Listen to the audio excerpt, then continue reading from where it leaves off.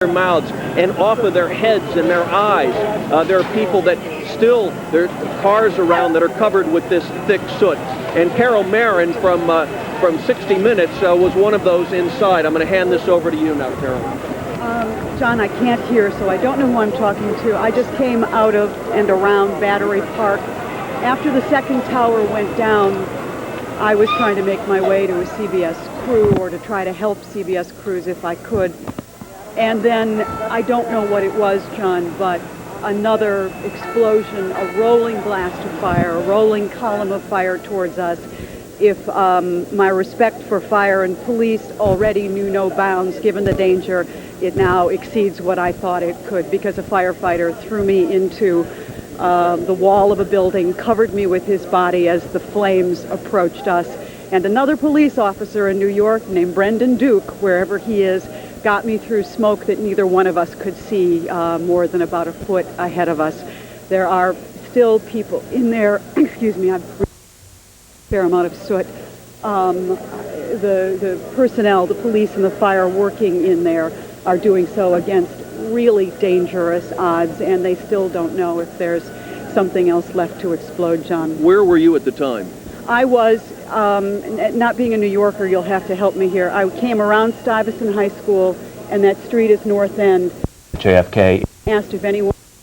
The World Trade Center. All air. I was directed by a firefighter who said, walk... If there's a system being implemented, what that system is, and where people are being taken. People are triaging. People are being taken to every area hospital possible. Even minutes, I drove down right past St. Vincent's Hospital, and I could see them to take people, and that was within minutes of the first airplane hitting the World Trade Center. So the hospitals already will be moving.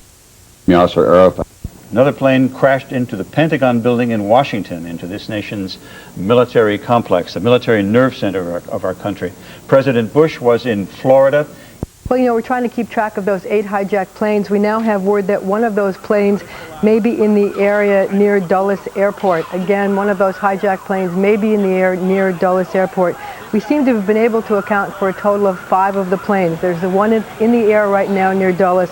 There's one that we now have unconfirmed reports that crashed near Somerset County Airport in western Pennsylvania, and there are the 3 that have struck American targets, 2 at the World Trade Center and 1 in Washington at the Pentagon. That's 5. The question is, where are the other 3 planes and where are they headed? Again, we do have a report that one of the 8 planes that have been hijacked is on its way somewhere near Dulles Airport, some target in the Texas area. Back to you, Lisa and Michael. Okay. Marcia, thank you. Just to quickly recap, if you're just now joining us, you're looking at live pictures On the left side of your screen. of a scene that cannot be described. The World Trade Centers hit by hijacked planes, exploding, collapsing. You're looking at crews as they scramble to help anybody at all. 50,000 people work at the trade centers. 200,000, Michael O'Looney reporting, move through that area every day. And we spoke a moment ago with John Slattery, who is just north of the Trade Center site at West Street and Murray. David Diaz also on the phone. He's down in Lower Manhattan with further details. David? Well, this is the situation. Some people remember the phrase in the movie The Day the Earth Stood Still. Well, it's kind of like that for New York City today as I was making my way down the streets. The people standing still, pouring out into the streets, looking in awe, amazement, shock, and grief and anger at what they were seeing in front of them, what used to be the World Trade Center towers up in smoke. The streets full of people also running, however, so not everyone was standing still. People were running north, people bending over from exhaustion, other people just hyperventilating from the shock of it, other people around phone lines, in front of phones, some of them on the phone, crying hysterically, others trying to calm them, other people very anxious and getting very upset, trying to get to a phone to find out whether any of their loved ones were in the area as they suspected they were. You had other people coming to their aid, comforting them, having them sit down, bringing them water. Tremendous cooperation on the streets of New York City this morning in this tremendous shock wave, not the shock wave physically from the buildings themselves, but a shock wave that terrorism had apparently struck so forcefully and so visibly to everyone here, and people just poured out of their offices. Work will not be done in New York City today, as everyone is out on the streets. The subways, where I started my journey trying to get down to the World Trade Center, became total gridlock before finally they were closed down, people pouring out of subway entrances. But usually there were announcements in the subways, in fact, what had happened, so people knew what this was all about. But that also added to the edge in the subway system, because once people started hearing this and assuming at that point, not even knowing that it was terrorism, suddenly, of course, thoughts started to come into people's heads that maybe some bombs would be planted in the subways as well. So terrorism means striking terror into the hearts of people. That has been accomplished, because New York City is feeling terror today, and the streets are filled with people experience it, and the grief and the uncertainty that follows all of that. That's the scene as I've seen it on the streets, as I've approached the World Trade Center, 7th Avenue, 6th Avenue, 8th Avenue, and all of the surrounding streets. Almost all of the movement is northbound, people trying to get away from the scene of the explosions, fearing that there are more to come. You're still seeing debris and soot all around you, David? Yes, the clouds keep billowing. The soot actually seems to have not reached much further at this point than just about Canal Street. And the wind is blowing mainly towards the east. So I would expect that it's being carried towards not only over the South Street Seaport area, but into downtown Brooklyn, the Brooklyn Heights area. I suspect would be getting a pretty big dose of it as well. All right. David Diaz, stay close. Yeah, you know what, while we're waiting right now a further report from our Todd McDermott, who's been working the information and the phones all morning long, we want to reiterate to parents as you're watching this whole scene unfold, there are schools in that area, as you're well aware of, and those children in PS 89 and PS 230 big explosion. I mean, you know, it just happened, and I pretty much had to leave everything. There was smoke that just blasted from that building, and I couldn't stay there. I realized I couldn't stay because I knew it would have cost me my life, so I left. Yeah. Maybe Tim can take a look at you, because you're covered with dust, and this is what it's been like in Lower Manhattan all morning long. I mean, there is dust and debris throughout the streets of Lower Manhattan. It is just, people are covered with dust. This gentleman over here, do you want to step forward? You look like you might have gotten caught in something. Can you tell us what happened? I work in the World Trade Center. Tell me your name, sir. My name is Richard Dove. Richard, where are you from? I'm from Brooklyn, New York. And tell us what happened. I heard about it on the news, and I came down to see was any of my co-workers hurt. I'm due at work at 10 o'clock. I work in the World Trade Center from 10 to 6. I'm a messenger. And I came down to see if they were okay. And we were standing on Wall Street and Broadway when the burning part debris started to fall, and everybody started running for their lives. I was caught up in the smoke and the debris and fell. I lost my glasses. There are a lot of people back there who are hurt, who got stampeded over. There are a lot of people were running. A lot of people were running. Nobody could help nobody because you couldn't see anything. It was just running in a big black ball of smoke. You couldn't see where you were going. Yeah, I was about 3 blocks from the World Trade Tower when it actually collapsed, and that was the shocking thing. It came down with such fury that it was sudden. Police yelled, "Watch out, watch out." And then the building started to collapse, and it was sparkles and smoke and dark smoke, and you couldn't escape the debris. You couldn't escape. People were really running for their lives. This was horrible, horrible. I mean, I'm using that word, and it sounds dramatic, but there is nothing dramatic about it when you're out in the street. You can't imagine being caught up in that like that. I was running for my life. Yes, sir, we have some more folks here who... Oh, no? All right, sir, what happened to you? I want to go to the hospital. I'm dying. I'm bleeding. Well, we need to get you to the hospital. What happened? Where were you, sir? I was just coming to the building. You were just coming to the building? On Broadway. But you were not in the World Trade Tower? No, on board. The next boom drop again. This man some help. All right, well, you need to get to St. Vincent. You need to get to St. In the evacuation process. We did, this is Times Square. You know, the remarkable thing is New Yorkers have anyway from the shots we've seen, seem to have stayed incredibly calm throughout this. There is, in fact, nothing we can really do about this right now except gather information and keep our wits about us, and New Yorkers seem to be doing that. In fact, I was on the street as I walked in, rushed in this morning, just from a few blocks away, and it was something that was interesting to me. I've only lived here about 4 years. There were people on every street corner. There are televisions, as you know, in every store, every bodega, business along the street, gathered in clumps. People are in our front lobby. This is everyone around the city. They are absolutely mesmerized. A sense of disbelief, really. Unidas. Habíamos dicho anteriormente que el edificio había sido cerrado y que había una alerta de emergencia, pero no, han sido... There have been various reports from the Reuters news service of unconfirmed taking responsibility for this attack. So far, we do know that one well-known terrorist or pro-Arab, anti-Israel faction has denied responsibility for this attack. It remains to be seen whether anyone eventually takes responsibility, but we do know, again, there is a report of another plane down near Camp David. Further reports that the American government is making plans to evacuate all government leaders from the Washington, D.C. area. And Michael, Lisa, back to you. Hey, Todd, real quickly, Marcia Kramer reported earlier that we had heard perhaps 8 planes had been hijacked, and we are trying to account for as many as possible. Does that crash at Camp David lead us to think that perhaps there are more than 8 planes? Actually, right now, CBS News has reported that the FBI says 4 planes were hijacked before they crashed into targets. It still remains to be seen if there are actually more still in the air. Okay. So at this point, we can't confirm this is out there, Todd. Exactly. Thanks very much, Todd. We're going to take you now and show you the tape from the ground. This is it on your left side of your screen of the explosions from the ground as people from the ground saw it. The billowing smoke, the incredible smoke. This happened earlier this morning as we try to recap, if you're just joining us, at 11:12 this morning on this September 11th. An amazing day. At 9 o'clock this morning, World Trade Center Tower number 1 exploded because a plane crashed into it just before 9 o'clock this morning. Unbelievable then 18 minutes later, another aircraft crashed into World Trade Center Tower number 2. And then approximately 10 o'clock this morning, one of the World Trade Centers, there's a plane on the left side of your screen, if you're just joining us, of the plane crashing into Tower number 2, just after about 9:20 this morning.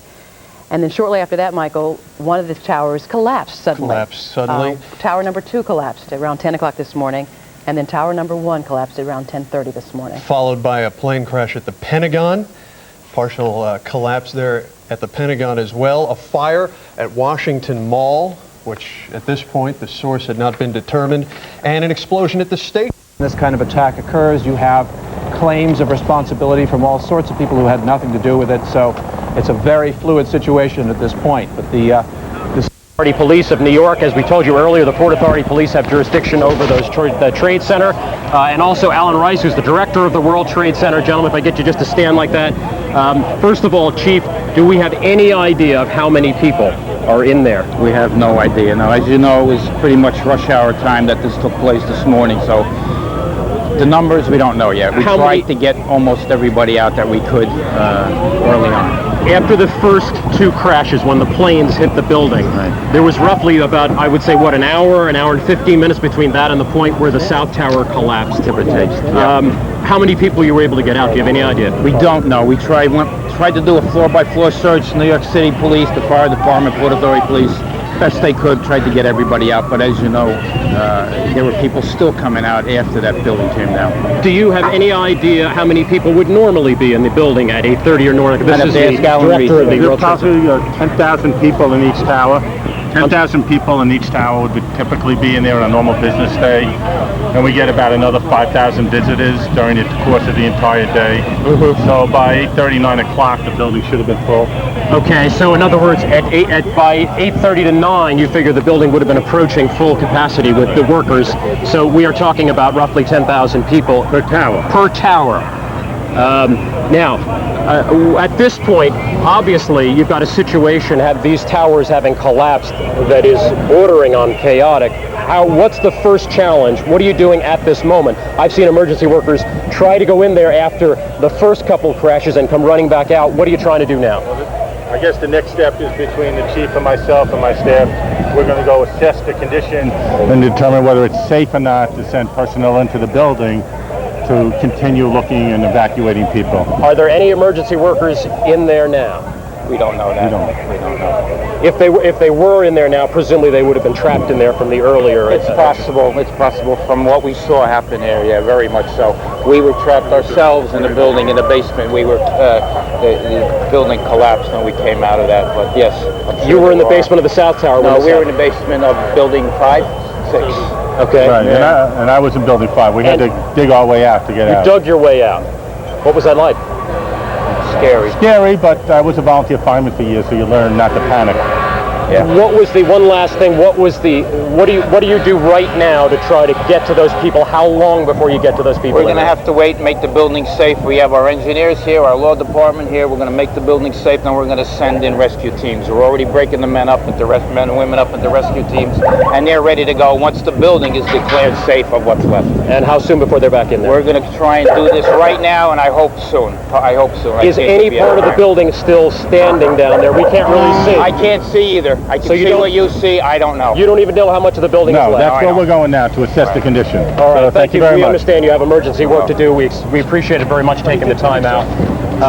The latest report that we have at this point from those who are in charge of that building, speaking to the director of the World Trade Center and also to the chief of the Port Authority Police, they are at this point, as they said, just trying to put together a plan to go in there and just assess the damage. This sequence of extraordinary tragedies, this sequence of catastrophes, really, first the two crashes, and then in sequence, one tower of the building coming down, another tower of the building coming down.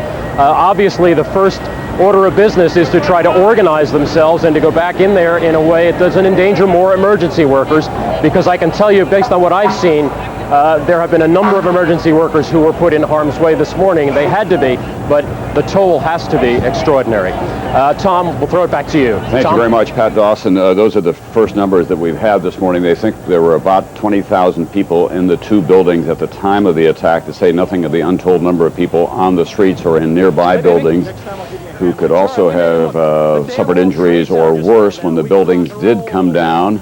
This is tantamount to war. You're looking at the lower end of Manhattan. A plane has attacked the Pentagon this morning as well. There is a report of a hijacked plane that went down near Pittsburgh. NBC's Robert Hager is tracking all of this through the FAA for us. Robert? Well, there's some more information now on the one confirmed hijacking that we know of, and that was that American Airlines flight number 11. It was a 767, took off from Boston Logan this morning. It was Airlines confirmed it was hijacked, and we have some first numbers on how many were on board. 58 passengers and a crew of 11, so 69 people on that flight. That's presumed to be one of the planes that went into one of the towers of the World Trade Center. The other planes that we know of, the other tower of the World Trade Center and the plane that went that crashed into the Pentagon area, those are unknown flights. The Pennsylvania crash, which is still not the FAA, but it's local authorities saying it.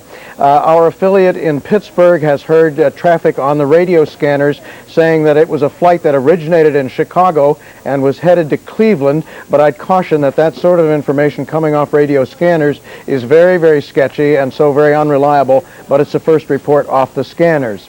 Bob, an FBI spokesman is quoted as saying that there were 4 flights that were hijacked altogether. We know about American 11. I'm not going to mention the names of the carriers or the numbers on the others. Are you getting any kind of detail like that at the FAA?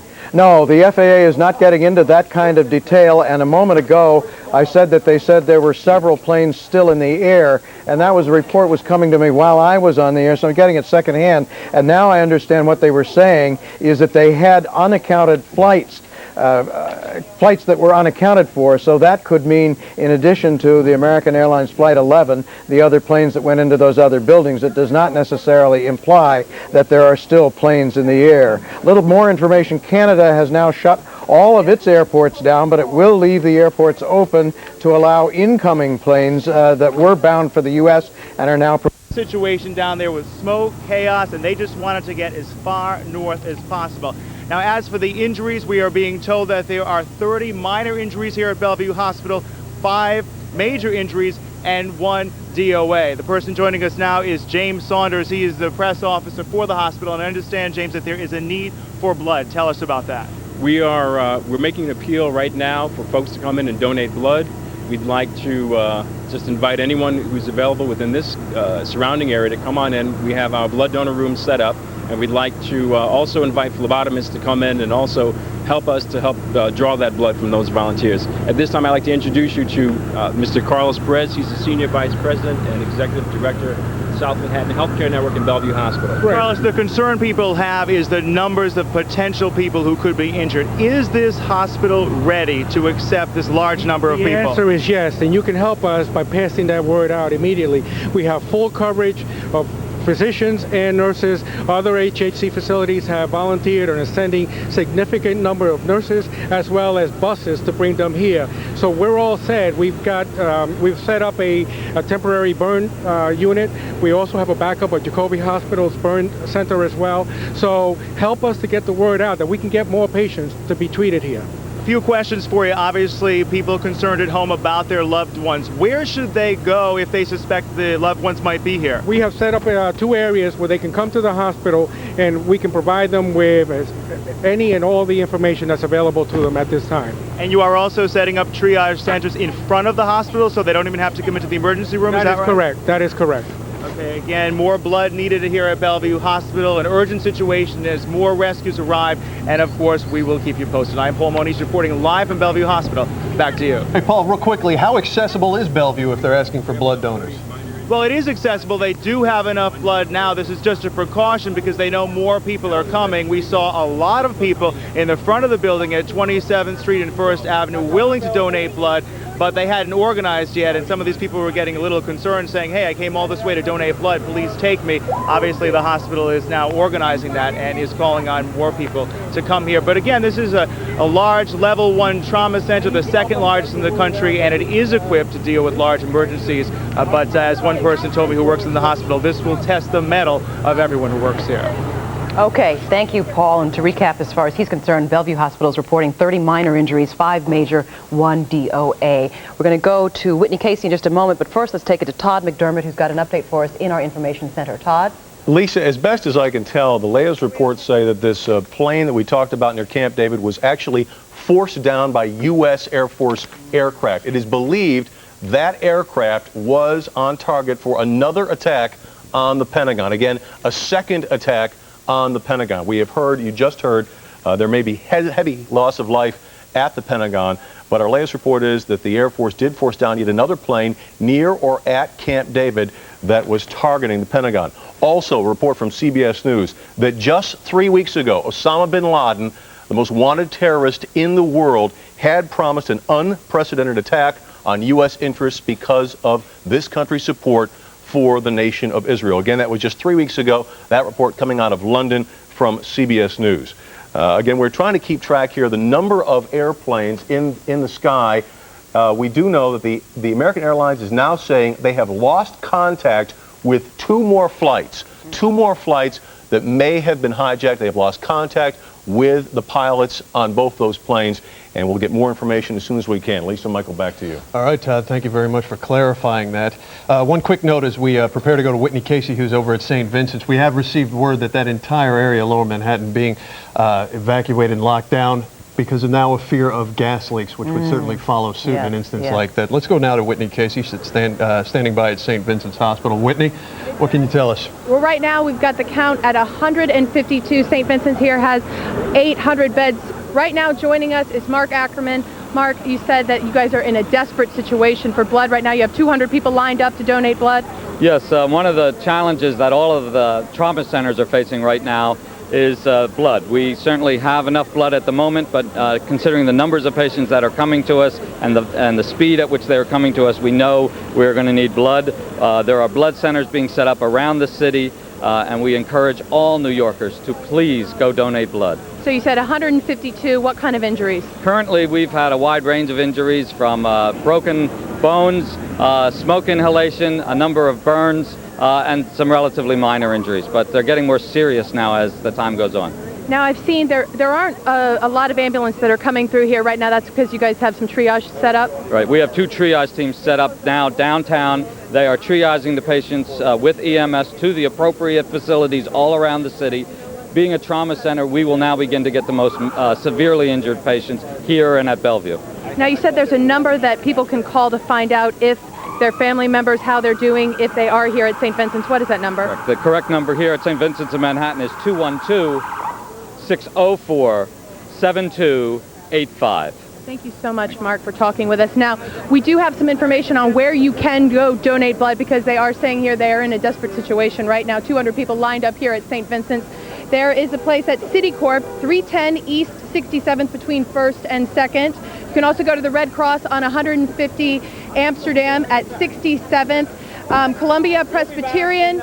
There are also a couple places in the 5 boroughs. They said that all the hospitals in the boroughs are opening up to donate blood. That is the most important thing right now. If you can, you need to get out and donate blood. As they said right here, they have enough blood, but they say that in the next hour or 2 hours they will be in a desperate situation. Right now, 152 people here at St. Vincent's reporting live. Whitney Casey, CBS 2. Okay, Whitney, thanks for that report. We'll check in with you in just a few minutes. We're awaiting a press conference, by the way, from American Airlines. Should be coming up here shortly, but in the meantime, they have issued a statement saying only that they have lost 2 aircraft carrying 156 people. And we heard from Mayor Giuliani just a few moments ago. He issued a statement anyway, and he said, quote, "I have a sense it's a horrendous number of lives lost." Michael O'Looney joining us now with a recap of just what's happened today. Michael. Yeah, Michael, a recap of today's horrific events. Shortly before 9 a.m., a plane crashed into the World Trade Center. That plane, American Airlines Flight 11, was hijacked from Boston. It was headed for Los Angeles. About 2 minutes after that first crash, around 9:15, another plane smashed into the second World Trade Center tower. There are reports that plane took off from Newark Airport. About 30 minutes later, at 9:45, an airline crashed near the Pentagon, just outside of Washington, D.C. Then around 10 a.m., the first tower, Tower 1 of the World Trade Center, collapsed to the ground. At about the same time, a large plane crashed in western Pennsylvania, about 80 miles southeast of Pittsburgh. About 20 minutes later, around 10:20, the State Department was evacuated due to reports of a car bomb. And at 10:30, the second tower of the World Trade Center also collapsed. About 8 minutes later, there was a fourth explosion at the World Trade Center. Since then, the White House, the State Department, the United Nations, and the Sears Tower in Chicago have all been evacuated. Terrorist precautions have been put in effect all across the country. Monuments and museums in Washington, D.C. are closed. All air traffic has been halted nationwide. Here in New York, today's primary elections for mayor have been canceled, and the SEC has been closed. All the financial markets shut down. Subway service in New York is stopped, as well as a number of other commuter bus and train lines. That's the latest. All right, thank you, Michael, for that report. Let's go to Cindy Hsu. She's been in our newsroom all morning long. She's got an update for us as well. Cindy. Okay, we're getting more updates on the actual planes involved in these crashes. Number one, American Airlines says it has lost 2 aircraft carrying 156 people. Again, American Airlines, and we had mentioned that the first plane was the American Airlines Flight 11 from Boston to LA. We're also hearing from United that it is missing 2 planes. One of them is Flight 93, which is from Newark to San Francisco. Again, United Flight 93 is missing from Newark to San Francisco. We're also getting word from the emergency rooms at NYU Downtown Hospital, and we're hearing that the victims are telling doctors that people were falling off buildings and that they were seeing death all around them. And very quickly, I just want to go over what is closed in the area once again, and that is the Lincoln Tunnel, the Holland Tunnel, the GW Bridge, all airports, the Queens Midtown Tunnel in Manhattan, the Brooklyn Battery Tunnel in Manhattan. All subways are now closed. The Empire State Building and all other landmarks. The SEC has closed all financial markets today, and New York City public libraries are closed. And again, we are waiting to hear from American Airlines, a press conference they're supposed to have after 11:30, and they should have a lot to say. Seeing people covered with soot. There was this woman, she had no shoes on, her feet were bleeding. We're getting Your feelings about the people who did this? They're animals. I just can't believe it. It's just unbelievable. It's a nightmare. It's a nightmare. Well planned. Another lady here. Incidentally, her sister, and by God's grace, we're together. I work for the Bank of New York, and a few blocks away, and my name is Sandra.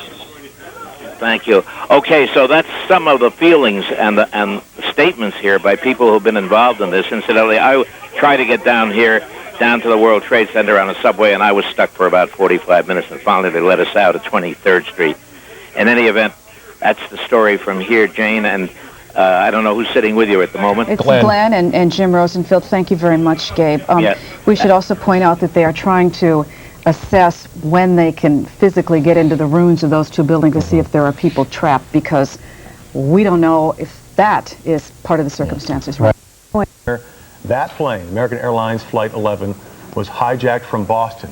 It was headed for Los Angeles. About 2 minutes after the first crash, around 9:15, another plane smashed into the other tower of the World Trade Center. Now, there are reports that the plane took off from Newark Airport. That has not been confirmed yet, though. About 30 minutes later, at around 9:45, an airplane crashed near the Pentagon, just outside Washington, D.C., in Northern Virginia. Around 10 a.m., the first tower of the World Trade Center collapsed to the ground. It was quite a sight to see. And at about the same time, a large plane crashed in western Pennsylvania, about 80 miles southeast of Pittsburgh. Now, about 20 minutes later, around 10:20, the State Department was evacuated due to reports of a car. También como un sinnúmero de azafatas o de asistentes de vuelos pues están aquí también en la grama. Obviamente ellos no pueden hablar. Tratamos de sacar algún tipo de información, ninguno de ellos pueden hablar. Lo que sí hemos hablado es con los pasajeros que están aquí en una situación de que no saben qué hacer con sus maletas tirados en la grama, no se han podido comunicar con los familiares, no están funcionando ningún tipo de teléfonos aquí. Los niños se encuentran un poquito desesperados, pero nosotros lo que le estamos diciendo de que a través de los medios de comunicación pues aprovechen y manden su mensaje. Hay que mantener la calma. Te tenemos que interrumpir un segundo y más tarde vamos a volver contigo. Hace un rato dimos un informe sobre un grupo palestino que se atribuye la responsabilidad de este atentado, y parece que tenemos vía telefónica a una de las personas que está conectada directamente con esta fuente que nos provee esta información. ¿Es así, Denis? Así es, se encuentra con nosotros vía telefónica el señor Paulino Tagle. Muy buenos días, señor Tagle. Buenos días. Buenos días, señor Tagle. Me imagino que nos escucha bien. ¿Se puede identificar, decirnos a nosotros y a nuestros televidentes quién es usted? Bueno, yo soy Paulino Tagle, un periodista español que llevo 17 años aquí en Colombia. Estoy encargado de la información nacional aquí en el periódico El Heraldo de la ciudad de Barranquilla. Y bueno, tengo conocimiento de tanto los problemas nacionales como internacionales. Y sobre todo en cuestión de acciones terroristas, pues un poquito me imagino que todos ustedes saben, por toda la problemática que también se vive en mi país. Claro que sí, señor Tagle. Nosotros acabamos de leer información precisamente publicada en el Heraldo, que hemos conseguido a través del Internet, en donde se dice que un grupo palestino se atribuye el atentado, y me refiero específicamente al Frente Democrático para la Liberación de Palestina, como... hábleme un poco de la información, precisamente, y la información que usted publica y de la fuente noticiosa. Bueno, la fuente noticiosa es concretamente de un funcionario del Departamento de Estado de los Estados Unidos, el cual no se dejó, no dio su nombre. Dicen que también que tenían un comunicado del Frente Democrático para la Liberación de Palestina, aunque ahora ha llegado otra información de presuntamente o supuestamente de este grupo subversivo palestino diciendo que ellos no tienen nada que ver con estos atentados. De hecho, se desconoce precisamente si en realidad pues este grupo fue responsable de este posible atentado, porque no ha sido confirmado aún por las autoridades oficialmente. Ha recibido una carta donde dice que no son responsables, entonces. Que no Esa son es la responsables. última información. Sí, que no son responsables, pero bueno, en este... We are waiting to hear more from American, and United Airlines was the other plane, the other carrier that was involved with getting their planes hijacked, and there are 2 flights that are United. All right, Cindy, thank you very much. Now, we understand there was major loss of life at the Pentagon with that explosion there. Also, CBS is reporting, coming back here to New York City, that more buildings around the World Trade Center are in the process of being evacuated. We do have 1 person confirmed dead at Bellevue Hospital, and about 50 more there with minor injuries or some injuries of some sort. And Angela, as we look at a picture of the Pentagon there, and obviously it appears that was attacked by a plane. Again, that is part of what is believed to be a coordinated effort, perhaps at the hands of Osama bin Laden. We also want to tell you the Associated Press is confirming that United Airlines says. And so they're asking people to donate blood. They're seeing injuries ranging from broken bones to burns to smoke inhalation. I don't know if you've been able to see any of the pictures yet, but the people being brought out of the ambulances are absolutely covered in soot, concrete, debris. You open the doors of the ambulance to bring these people out, and you just see the dust fly in the air. It's just unbelievable. They're literally covered in this grayish-colored dust. At least 2 people in the hospital at St. Vincent's have been put into the operating room. That number may have gone up by now. They have triage teams on site, more than 200 doctors working. In addition, they've been transporting doctors from St. Vincent's Hospital down to the scene of Lower Manhattan to work on scene.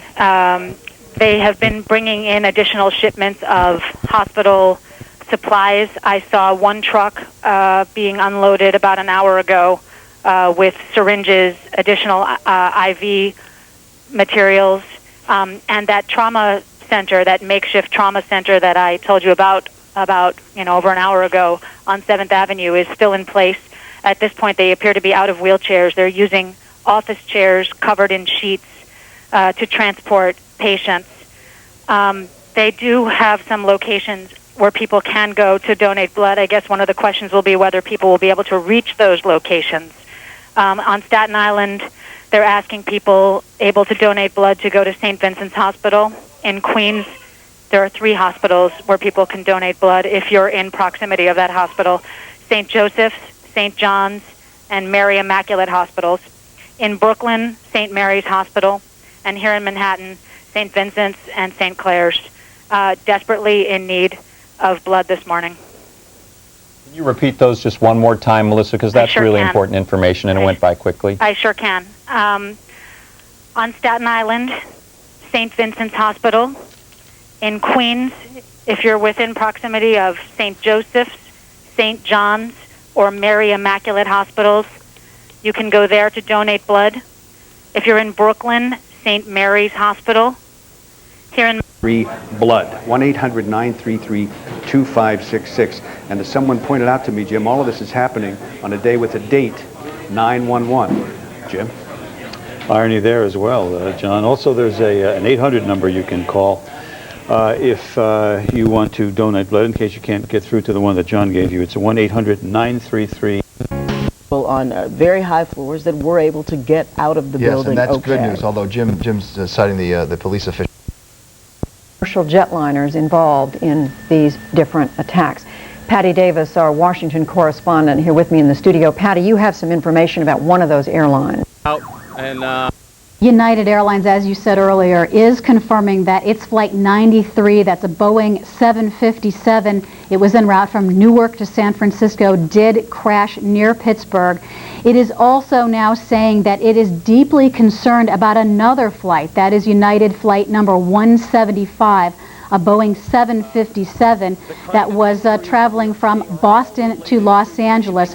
It said it is deeply concerned about that flight right now. We don't know the status of that particular flight right now. Now, the United Airlines CEO, James Goodwin, saying that the thoughts of everyone at United are with the passengers and crews of these flights, including prayers. United is not saying how many people on board each of these flights, how many flight attendants, how many pilots.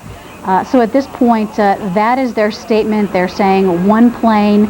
They are confirming Flight 93 that was from Newark to San Francisco. For your children or anybody that you're okay? I'm fine in Norwalk, thanks. Okay, good. Thank you so much for sharing with us. Once again, if you can just take a look here on 2nd Avenue, you can see that police cruisers have been pretty much racing all the way down the street as rescue vehicles try to get down. Even from here, Katie and Jim, if you can believe it, I can see the smoke that is billowing from the Lower East Side. It's kind of difficult to see through the trees, but if we can kind of, I don't know, if we can kind of move over here, you can see the smoke going through right over here. We're going to try and find another person. You got to see that this is a situation that's been happening. It's dark. You can't see anything. Okay. Can you come over here, sir? You've actually walked all the way up here. Can you tell me what it's like, sir? It's terrible. It's dark. You can't see anything. It's like a lot of ashes. You were actually down there when the building came down. What was it like? Were you able to, I mean, some people were telling us it's difficult to breathe. I mean, it was fine, but we had to go to a store just, you know, to relax a little bit. But it was difficult to breathe. You can't see anything. It's so dark over there. A lot of paper flying. And what is going through your mind right now? Well, I'm fine. I mean, my friends, my colleagues and I left and we're fine. I'm just worried about the people who are still staying there. All right. I mean, we saw the building when it collapsed, and this is where, you know, we decided to leave. But, you know, I don't know what's going on there right now, but I hope that they're fine right now. All right, thank you. No problem. Katie and Jim, a lot of people are just slowly making their way back. I mean, if we can even just turn around over here. Sorry to can you get out of... You can see a lot of people are just trying to get away from Lower Manhattan, working their way up. Some people are running. A lot of people are getting to their phones. A lot of people are trying to call loved ones. I'll tell you what, a lot of Sukanya, uncertainty. let me take it away Sure. from you right now because we have an update on the plane that we told you a little while ago crashed in western Pennsylvania. We have learned that plane was a Boeing 757 and it originated in Newark. Sure, I just turned away. This is the Pentagon. I am told that there are wire reports. This terror. Senior official with the radical Islamic Jihad movement. Now again, CNN has not confirmed this. It is the radical Islamic Jihad movement saying the attacks are a consequence of United States policy in the Middle East. And again, this is a wire report. We have not been able to confirm it, but we are simply at this point passing along to you as much information. In Oak Ridge, Tennessee, the Los Alamos National Laboratory, New Mexico, on and on. Developments, the likes of which I think none. Difficulty breathing, and we're wearing facial masks as well. We're happy you're all right. We have United Airlines confirms that United Flight 175 from Boston to Los Angeles is down as well. No details yet. It's confirmed that Flight 93, we believe from Newark to San Francisco, is down. No details as yet. That's the one that we think went down. In the Pittsburgh area, I wish that we could be more specific. The information is, as you might expect, pretty chaotic. Now the smoke coming from that building. The first of those planes hit, and then 18 minutes later, in Boston, that another bomb was set off at the World Trade Center. And if you are just tuning in, you will see there is no more World Trade Center. Both towers have collapsed. I think what is incredulous and what a lot of us are just having a hard time understanding is how could this country with our intelligence and counterintelligence, how could this get by us? How could something of this magnitude happen? Certainly answers, this question is going to take a while to get answers to this question. CBS News reporting that just 3 weeks ago, Osama bin Laden himself promised an unprecedented attack on U.S. interests. Again, and the World Trade Center, obviously a symbol of America throughout the world. And those pictures of the 1993 attack on the World Trade Center, that bombing, are etched in our minds, but are really dwarfed into what we're seeing now. The World Trade Center is gone. The towers are gone. As I mentioned, President Bush spoke about 9:30 in Sarasota, Florida. We want to show you that tape now. Difficult moment for America. I unfortunately will be going back to Washington after my remarks. Secretary Rod Page and Lieutenant Governor will take the podium and discuss education. I do want to thank the folks here at the Booker Elementary School for their hospitality. Nothing planned. And it was not an implosion, as you see. That was the first tower collapse that we just saw. There we go. Here's the second one This coming. is the collapse of the second tower. And so now as we stand here, both towers, the tops of both towers are gone. Behind somewhere, that plume of smoke that continues to rise over the Trade Center. What is left of those buildings, we cannot tell you. We cannot tell you. In Logan Airport, where at least 2, perhaps 3 of the planes involved in their day, officials now are meeting with reporters, and we can pick that up live. That we've had various reports on to call these following numbers. American Airlines, 800-245-0999. Secondly, family members can call a Massport number 617-568-3100. We've also urging people not to come to the airport at this point in time. We've increased the shuttle buses from the terminals to the MBTA Blue Line stop, and the MBTA has increased the frequency of subway transportation. Under close communication with the FAA, the FBI, State Police, Commonwealth of Massachusetts. And that's all I have right now. Joe, you've got to tell us. What flights do you have reports on? The flights, I cannot confirm or deny any flight numbers because I have not received official notification on any flight numbers. How can we get all in? It'll be everybody who's got a flight. Okay, I do believe several of the media outlets are broadcasting several flight numbers. I believe they broadcast flight number 11, American Airlines.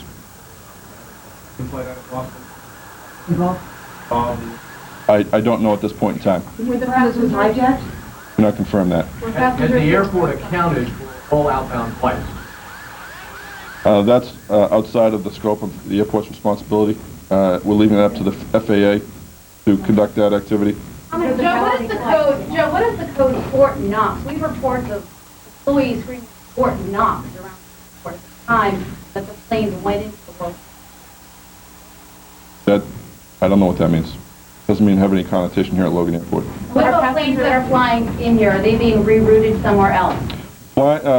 Aircraft we're flying into Logan Airport.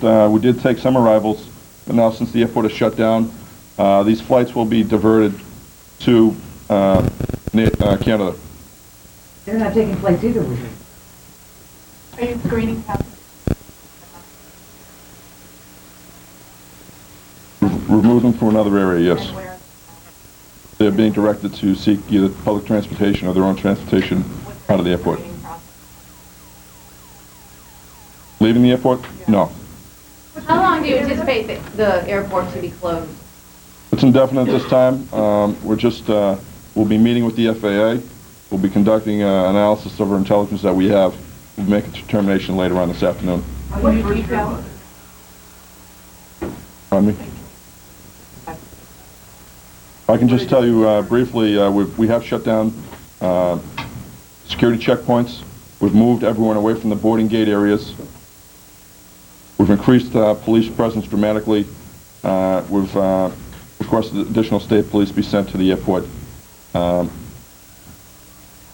we've shut down some construction activities around the airport. Is this the highest level of security ever, Joe? Is another flight from Boston?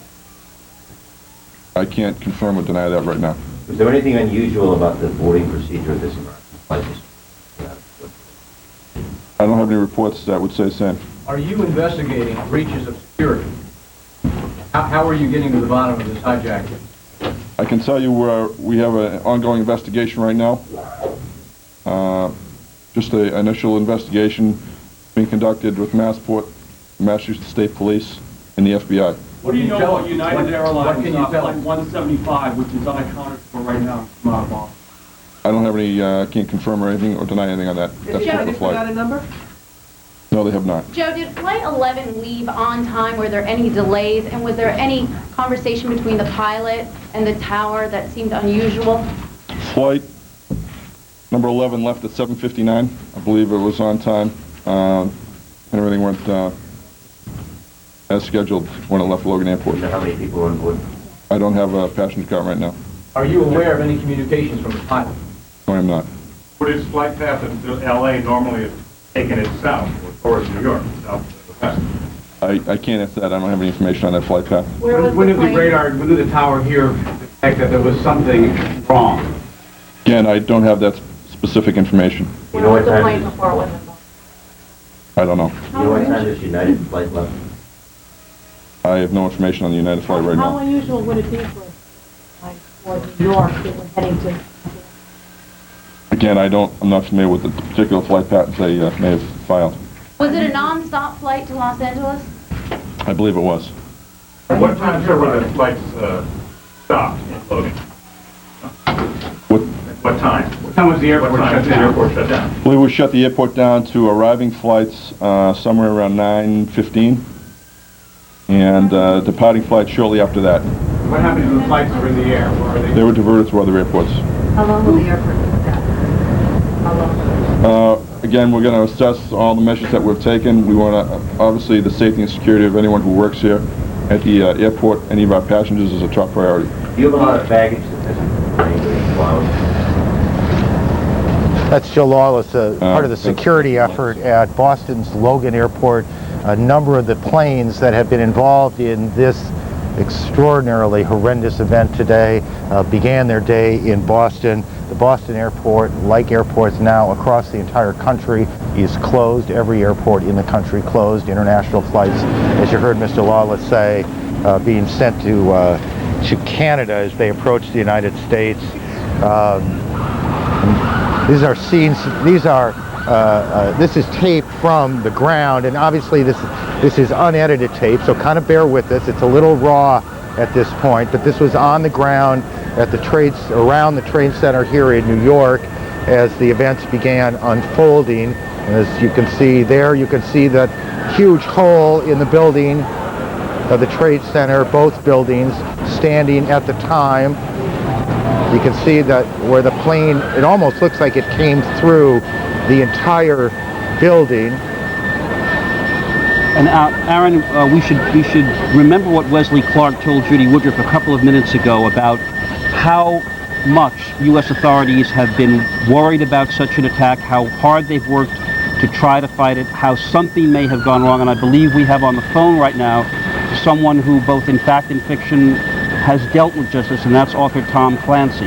Mr. Clancy, this is, I guess, a terrible case of life imitating art. I suppose you could say that.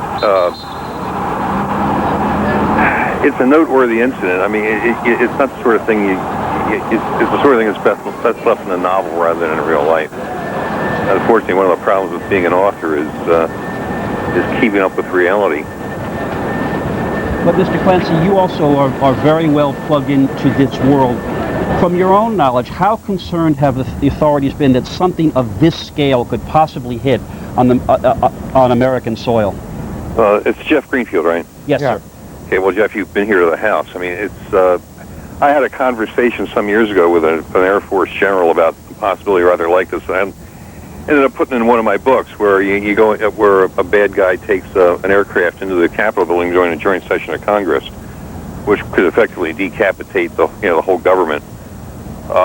And at the time it seemed rather humorous. I said, surely you've thought about things like this. And he said, well, to the best of my knowledge, nobody in my office has looked at this, but I promise you Monday morning they will be.